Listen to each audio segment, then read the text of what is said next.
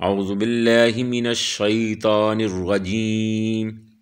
بسم اللہ الرحمن الرحیم۔ وضاحت آیت نمبر 78 سورۃ الانعام۔ جب سورج کی روشنی نے آب و تاب دکھائی تو پورے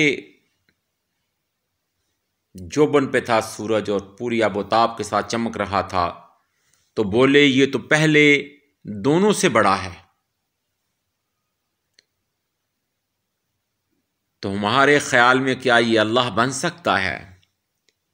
جب اس میں بھی تبدیلی شروع ہوئی اور وہ ڈھلنا شروع ہو گیا اور وہ بھی غروب ہو گیا، تو حضرت ابراہیم علیہ السلام نے قوم کو مخاطب کر کے فرمایا کہ میں ایسے غروب ہونے والوں سے محبت نہیں کرتا، انہیں اپنا خدا نہیں مانتا، کہ جو خدا جو حقیقی خالق و مالک ہے وہ ہمیشہ ہے، ہمیشہ سے ہے اور ہمیشہ ہے اور ہمیشہ رہے گا، اور جو غروب ہو جائے وہ خدا کیوں کر ہو سکتا ہے؟ تو میں ایسے خداؤں کو نہیں مانتا، میں ایسے غروب ہونے والوں سے محبت نہیں رکھتا،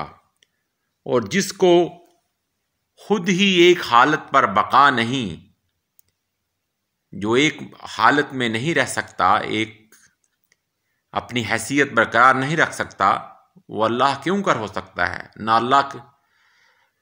وہ اللہ کیسے ہو سکتا ہے؟ اگر مجھ کو میرا رب ہدایت نہ کرتا،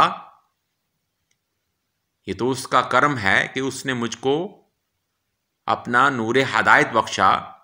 اگر وہ مجھ کو یہ ہدایت نہ کرتا تو میں بھی تم لوگوں کی طرح بے راہ ہوتا۔ یہ اپنی بت پرست و مظاہر پرست قوم کو سمجھانے کا ایک تمثیلی انداز ہے، ایک مثال کے ذریعے، ایک عقلی دلیل کے ذریعے یہ ان کو حضرت ابراہیم علیہ السلام سمجھا رہے ہیں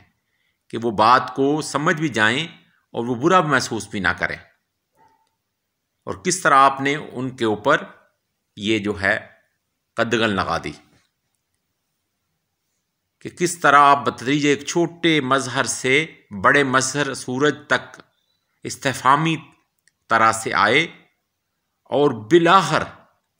توحید حقیقی کا سبق دیا۔ یعنی کہ پہلے ستاروں سے شروع ہوئے، پھر کہا یہ تو ہمیشہ نہیں ہے، پھر چاند کو ان کو مثال دی کہ یہ تو بڑا خوبصورت ہے، پھر جب وہ بھی غروب ہو گیا تو کہا یہ خدا کیوں کر ہو سکتا ہے، پھر جب سورج کو پھر اس کے بعد انہوں نے ڈسکس کیا تو پھر اس کے بعد کہا کہ یہ بہت بڑا ہے، پھر کہا کہ یہ جب غروب ہو گیا تو پھر کہا یہ بھی کیوں کر خدا ہو سکتا ہے، خدا تو ہمیشہ قائم اور دائم رہنے والا ہے۔ پھر اس کے بعد آپ نے اصل حقیقت ان سے فرمایا کہ تو حقیقی توحید کا سبق دیا کہ اصل حقیقت یہ ہے کہ اے میری قوم تم کن گمراہیوں میں گرفتار ہو۔ توحید کا یہ اصلی سبق دینا ہی آپ کا مقصود تھا، اور یہ ان کو سمجھانے کا ایک خاص انداز تھا جو پیغمبرانہ انداز تھا، وگرنہ پیغمبر تو شروع ہی سے حق اور توحید ایک عمل کا مومن اور داعی ہوتا ہے،